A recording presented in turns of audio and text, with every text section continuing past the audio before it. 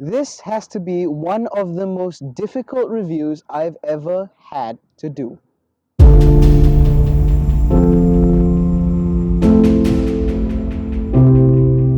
So we're here with the Perodua Alza Advance. Now the Alza range was recently facelifted, so the SE and Advanced models have received a slightly different front-end treatment.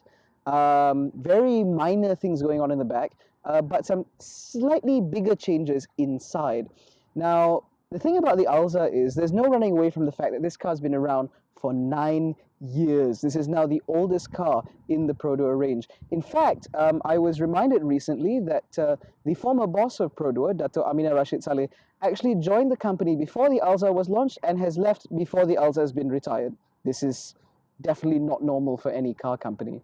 Now, as I said earlier, this car's been around for a while, but frankly, Perodua's sales for the Alza have been so strong that they haven't actually seen any reason to discontinue the car. So now let's take a closer look as to what makes this the new facelifted Alza. Okay, so we actually have to rush this a little bit because the light is not on our side. It is a beautiful day though, honestly. Just look at that. So blessed to live in such a wonderful country. Anyway, so as I said earlier, because it's a facelift, you see there are lots of little changes at the front. So you can see that it's got this slightly more aggressive face there. So you can see, and it's got lots of chrome now, 2 slats across there. My video assistant says that it looks like Gundam, I don't know. But I personally think that it's a little bit aggressive for an MPV, but you know, whatever Perodua does, they say it's because their customers like it. So I guess I just have to trust that intuition. Now, the wheels are now this granite grey color, which I think looks kind of nice. For the advanced model, you also get this body kit with a little side skirt there. And in the back, over here, you can see that it has this slightly different boot garnish. In the pre-facelift model, for some reason, this boot garnish only came down to about here as opposed to there. So now it actually looks like it's properly tied in quite nicely. And weirdly, for MPV, you've got some carbon fiber effect down there and diffuser. You also have a rear spoiler as well as the bee sting antenna, I believe it's called. I find it a bit odd that it's offset, but never mind. Stepping inside, there are slightly more significant changes, like I mentioned earlier. So, because it's the advanced model, oh god, that infernal beeping noise, you have these leather seats with this little bit of red piping here, and this carbon fiber type effect here. And then in the middle, you have this lovely new infotainment screen, which is set in a new center console housing. And then up here, you have a new air vent design.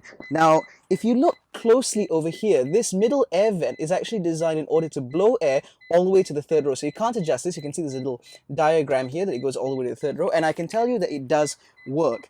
Now, like all Alzas, it still has the same bench seat arrangement, but I've got this down here. If I just put this up, you can see that there's a nice front bench seat, which you can't set anyone in the middle here. Let's just make that very, very clear. But women can put handbags here with a decent amount of safety, or for men, you can just put this down, and you have a nice armrest to drive around it. Moving to the middle row, so you've got 3 seats. There's actually 3 seats back here. You can put someone in the middle, although they're not going to be very comfortable because it's split all the way down the middle. You have ISOFIX points down here, so the little sort of metal latches are sort of hidden down there.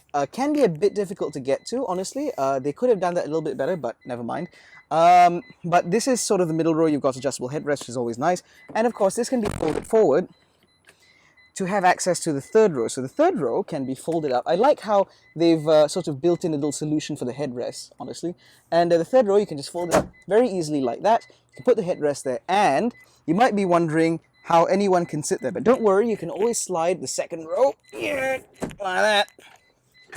Okay, and now you have a decent amount of space there, and you have a decent amount of space back here. Unfortunately, the floor is quite high, which means that for children, they'll be fine, but adults will not enjoy sitting back here at all. It is cruel and unusual punishment to put a full-size adult back there.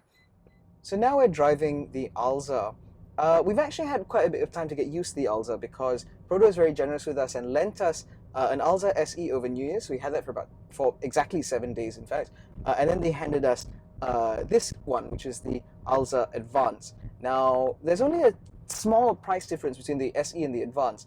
But bagging the Advance means you get these leather seats, you get the touchscreen head unit, which is shared with the new generation Myvi, and you also get a media screen mounted on the roof for the second and third row passengers. And honestly, I don't understand why that's there. I don't think that many children are really watching things when they're driving, because nowadays everybody's got like a smartphone or a tablet or something to that effect, and they get whatever media and entertainment they want off of those things. Sorry, I'm driving really slowly because I'm trying not to shake the camera too much. Anyway, however, both cars share the same powertrain, so it's a 1.5 litre engine up front, a 4-speed automatic in the middle, and it's surprisingly peppy.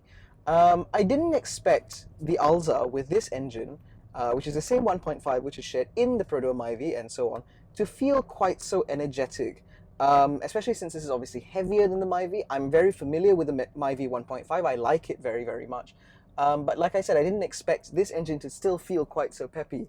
And for some reason that I can't quite explain, this engine in the Alza is a lot more quiet than it is in the Myvi. It feels very distant, like there's a little hum over there, and you only really hear it when you're flooring it, which when you're driving an MPV, you shouldn't be doing that often anyway.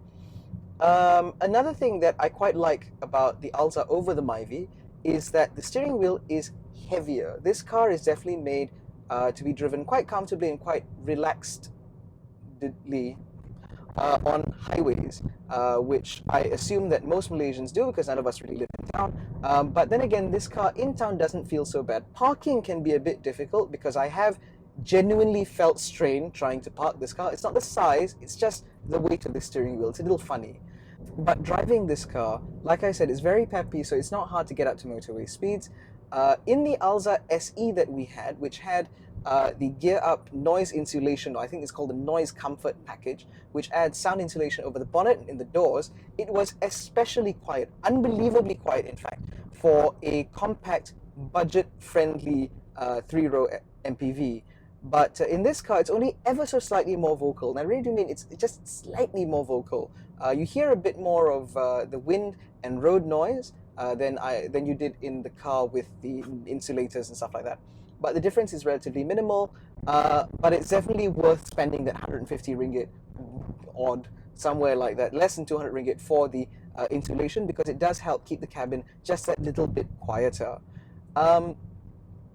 But it's worth mentioning that the Alza is not meant to be some kind of driving enthusiast car. The Myvi, for example, was recently shown off at KLIMS 2018 in a GT concept form, which saw the Myvi take on a far more aggressive look than it usually does.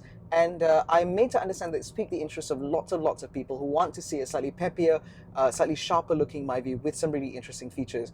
I don't think that Alza drivers are really interested in that kind of thing, despite the fact that there are a huge number of souped up, done up, tarted up Alzas out there.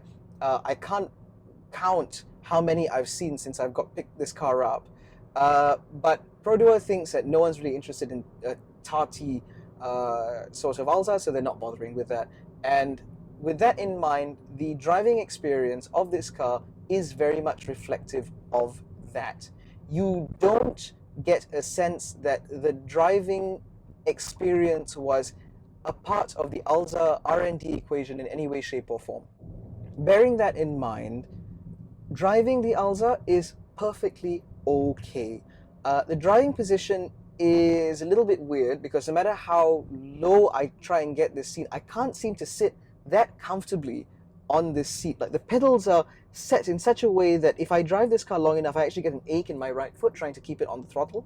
The brakes are kind of odd. You have a lot of travel that does next to nothing, and then you have a little bit of travel that does everything. So it's quite difficult to modulate. In fact, I've had passengers in this car complain that my braking is not as smooth as it usually is. So that's kind of something you've got to get used to lah. But honestly, there's not really much else for me to say. The Alza drives exactly how you'd expect a 7-seater MPV to drive. It's not engaging, it's not fun, it's just good. It's a very competent car. And going back to the beginning of this video, I said that this was one of the most difficult cars for me to review. And the reason for that is because I don't have children. I'm not married. I don't have first cousins either. So I'm not used to carting around a large family. We used to all be able to fit in one five-seater saloon car. So for me, whenever I look at cars like these, I feel that they are fundamentally flawed. This is a B segment MPV for all intents and purposes, which means that while they might tout it as a 7-seater, it's honestly a 5+2 because the 2 seats at the back are only really for occasional use or for small children. And ultimately, they will grow out of the usability of those seats. So I don't get it, honestly. And any other B segment MPV is much the same, except for cars like the Toyota Sienta and the Honda Freed back when that was a thing. Those cars were fine because they actually had 7 properly sized seats, whereas this car has like 2 jump seats in the back, which, like I said, are only really for occasional use. So for me, I can't understand why you wouldn't just buy a Myvi. However, there is one thing I want to touch on, and that's the fact that this car is immensely practical. So I've got a cubby here, I've got huge door bins, there are cup holders on the rear doors, like properly sized cup holders, and because of that, it makes this car incredibly practical. And if you don't use those rear seats, instead of going for a Myvi, you end up with a huge cargo bay. And you can use this as a light commercial vehicle almost. In fact, I had a handyman a while ago that had an Alza, and he uses one of these every day because he says he can fit all of his stuff in the back. And when he does need to cart around the family, it fits all of that flotsam just fine. And I think this Alza, or rather the Alza in general, every iteration of the last 9 years, has really emphasized the MP in MPV, or multi-purpose. And this car really is a multi-purpose vehicle because you can fit lots of stuff in the back, the engine is perfectly willing, it's a perfectly happy camper around town or even on the motorway, although it does consume a little bit too much fuel on the highway. But for the most part, it's a very functional vehicle, definitely more practical than a Myvi. But you really need to think about whether or not you need those 2 extra seats because honestly, a Myvi is just fine. The boot in the Myvi is perfectly large for most people. So you want one of these, I get it, but I would urge that you really have a long think about whether or not you need all that extra space. But if you do, if you need 2 extra seats in the back for occasional use, and I should add that the seats at the very rear do not have ISOFIX mounts, which means that you cannot put children, or children in child seats at least, all the way back there, which means your usable age range is about 7 to 12, I think, because then they get a little bit too long to sit back there. You can't put child seats in the back, which means you can't put small children all the way back there.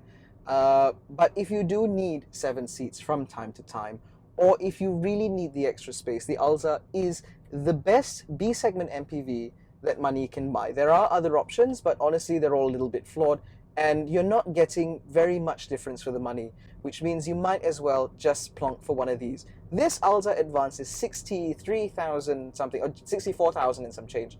And for that money, you're getting quite a lot of car. And because it's been around for 9 years, Perodua has refined so many things that this car is just bulletproof, it's reliable, it's an excellent car. Thanks so much for watching. We've actually hit some really great numbers over the last year. So we're very grateful for all of you that have followed our journey. There are greater things planned for 2019, and we hope you'll stick with us throughout. If you like this video, don't forget to give us a thumbs up.